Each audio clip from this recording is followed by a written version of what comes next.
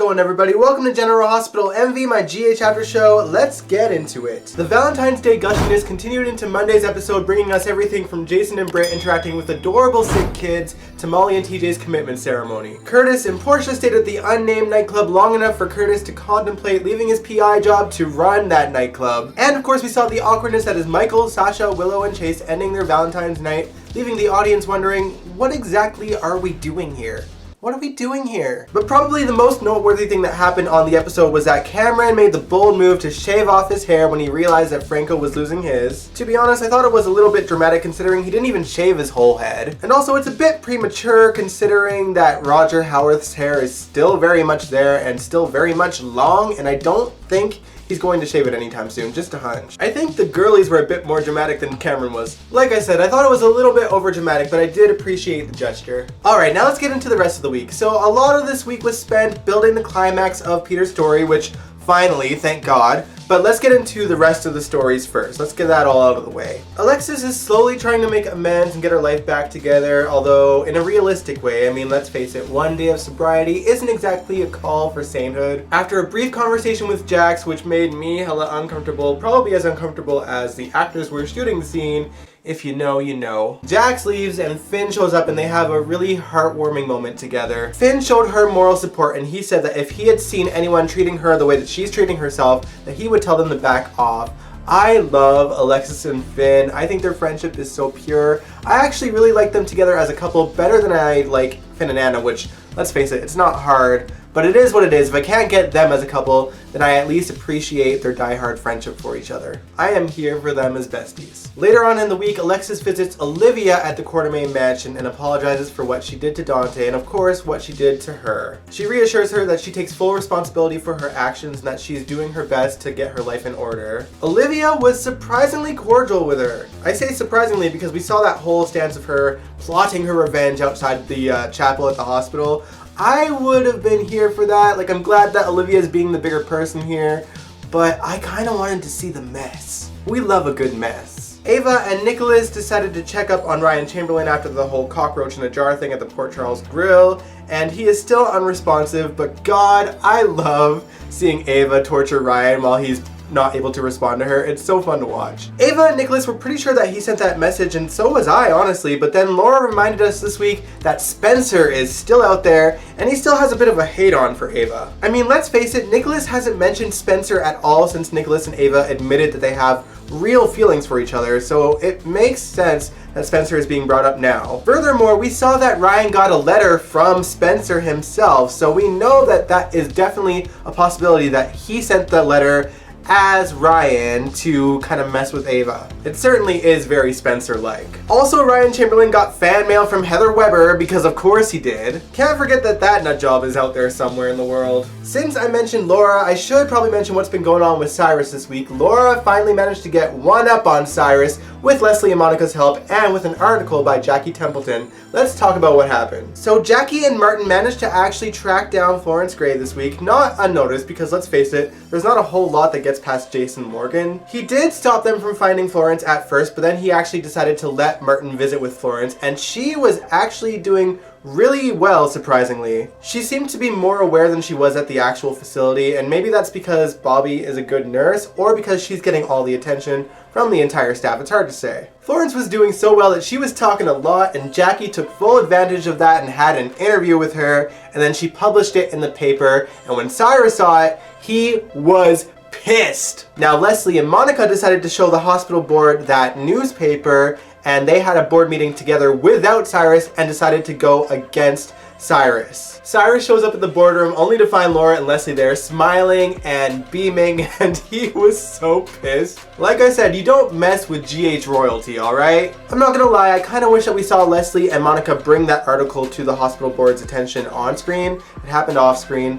but I love seeing Denise Alexander. I enjoyed her stay here. I'm pretty sure that those were Leslie's final scenes for now. I love and appreciate whenever Denise Alexander comes on the show. It's so great to see such, you know, veteran characters making appearances after all these years. Seeing her and Laura together just pulls on my heartstrings a little bit, you know what I'm saying? Now, as I mentioned earlier, Curtis says that he wants to buy that nightclub. Apparently the owner is having financial troubles and he's willing to buy it. However, Curtis does run a PI business and he has to get rid of that first. before he, goes on this new venture to buy a nightclub. So he asks Sam to buy his PI business. I'm actually really stoked for that. I don't know if we'll necessarily see Sam running her PI business. I really hope we do, but let's face it, we barely saw Curtis do PI work on this show over the years. Unless Nina or Valentine were hiring him. But yeah, like I said, I really hope that we do see Sam doing PI work. I loved back in 2007 when she broke up with Jason and started to focus on her own career and get her life in order, even though she was a bit messy at first, but she really came into her own, and I want to see that again for the character. And Lord knows that she would probably do a lot better at solving crimes in the PCPD. Speaking of which, Portia actually visits Jordan at the PCPD and lets her know that Taggart does not want to see her or her daughter, and Jordan wants to be helpful, but she knows that Taggart refuses to see him. It's probably because he's just not feeling himself. The recast, you get it? Doesn't look like himself right now, but I think that Rael Andrews is actually on his way back to the show, so I'm sure we'll see him soon. The best Jordan could offer was to take the blame for Taggart not wanting to see them. I mean, Jordan and Portia knows that it's Taggart's choice at this point, but she's willing to say, hey, he can have no visitors so that Trina can attack her for it rather than Taggart himself. Okay, one more thing before we dive into all things Peter August. Let's talk about the drama between Carly and Jax and Nina. Now, as you guys know, Nina was ready to go full throttle against Carly and Jax. She went to the police to say that she thinks that Carly actually killed Nell.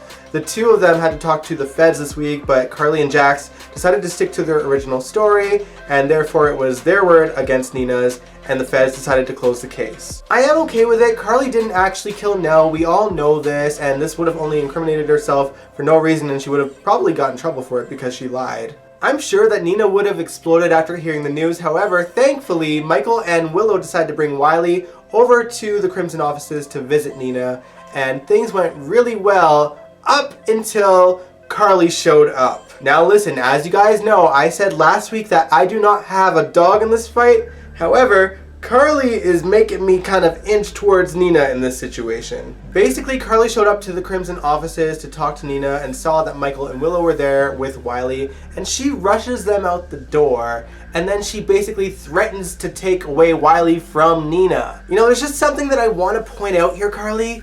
You don't get a say.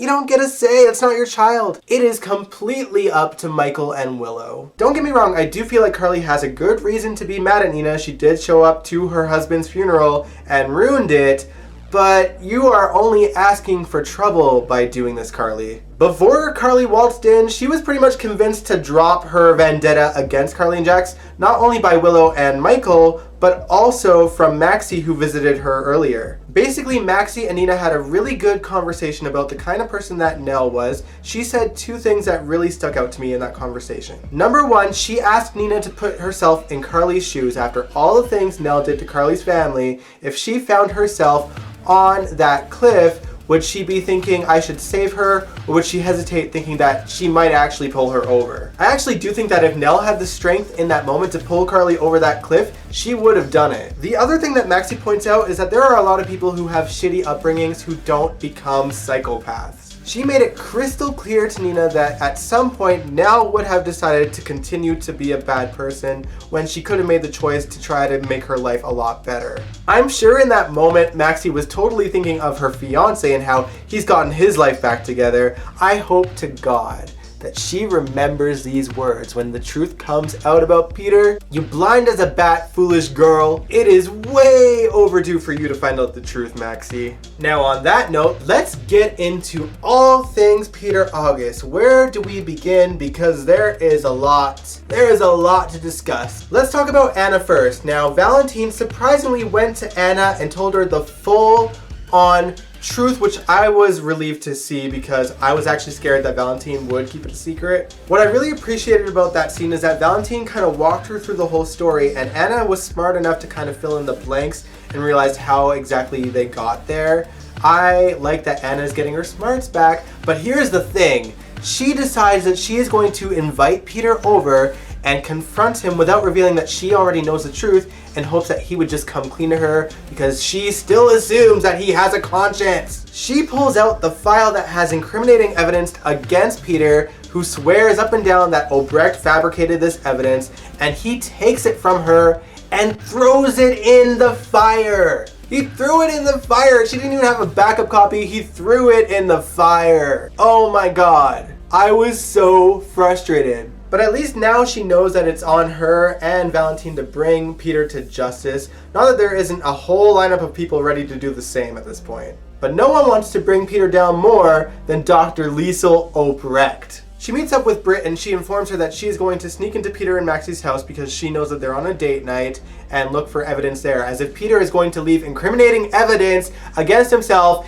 in his home where Maxie is. Thank goodness that flash drive from Alex came in the mail and she noticed it and watched it, and of course she finds out that Peter is actually Alex's son, and we know for sure that there is obviously incriminating evidence against Peter in that flash drive as well. We didn't actually see the full video of what Alex said, but Obrecht was excited and said that Heinrich was as good as dead. Now, meanwhile, Maxie is constantly being reminded that there is no one on Peter's side at this point, including his own sister. I really like that Britt takes her and Maxie and Nina's vow seriously to be there for each other no matter what, but Britt points out that that includes maybe telling someone something that they don't want to hear. Maxie defends Peter to the nines, but it does seem obvious that deep down, deep down, Maxie knows something ain't right. So the day of the wedding arrives and Nina is helping Maxie get ready for it, and Maxie opens up and says, you know, I visited Nathan's grave hoping to get his blessing, and all I felt was cold. She goes on to say that usually she can feel Nathan's warmth, and this time she didn't, so she decides to go back to his grave again to see if she can find his blessing. I don't think he showed up, but you know who did? No one knows, but someone did show up. Actually, to be honest, I feel like it's probably Dr. Obrecht. I'm just judging that based on the preview. I mean, I kind of really want it to be Nathan's ghost, but I get why he wouldn't be there for that necessarily. Oh, also, I want to rewind things back a little bit to Nina and Maxie's conversation. Maxie mentions that Felicia cannot make it to the wedding. What is going on with Felicia? We have not seen her in about a year, if not more. Does anyone know if Christina Wagner is okay? I mean, is this her choice to be off the show? I mean, I totally get it if she doesn't want to work. We are in the middle of a pandemic, so there's a lot of fear going on right now. But, like, if this is not her choice, then, like, I don't know what to say. She hasn't been present for anything in over a year. I thought that if we were to see her at all, it would definitely be at Maxie's wedding. Now, meanwhile, Peter is still being a dick even on his wedding day. He actually overhears Spinelli trashing him to Sam and Jason, and he pulls him aside into a room and threatens him and says, you need to not be at my wedding. You need to go home. You need to call Maxie and make up a reason why you can't be there. Spinelli actually complies and calls Maxie and makes up an excuse, but I'm surprised that he didn't decide to record this conversation. I mean, Spinelli is a smart guy. He's a genius. He knows that Peter is bad news. I would have had something in my pocket to record that conversation, and then I would have brought it right to Maxie. The thing is, Maxie has not seen this side of Peter that plenty of people in her life have, and if she maybe hears it, perhaps the wheels in her head will start to turn again. There is actually one more thing that I want to talk about that doesn't pertain to Peter, but it does pertain to the double wedding day. It has to do with Finn. Finn actually got the results of the DNA test, but he didn't get a chance to read them. He runs into Jackie at the hospital as he was about to go get the results, and she convinces him to not read them. Here's the thing, if it doesn't come out on the wedding day, which is very possible with all the Peter stuff most likely coming out on the wedding day, and it's going to fall off the radar a little bit, I feel like it's going to happen soon, and I think it's very possible that Chase might somehow find out on his own. Jackie's whole argument is that this is going to hurt Chase, but I feel like if he doesn't hear it from Finn or someone that he cares about and he finds out from a third party somehow, that would devastate him even more. What do you guys think? Should Finn go and read the results anyway and then tell Chase the truth, or should he hide it for a little while longer? Let me know in the comments below. Anyway, that wraps up the show this week. I hope you all enjoyed it. Stay tuned this Wednesday when we kick off Cassadine Month on GHMV Reacts. We're going to be reacting to a bunch of episodes pertaining to the Cassadine family over the whole month of March. But on that note, if you liked this video, give it a big old thumbs up, subscribe if you want to, and I will catch you guys this Wednesday. Peace out. Congratulations.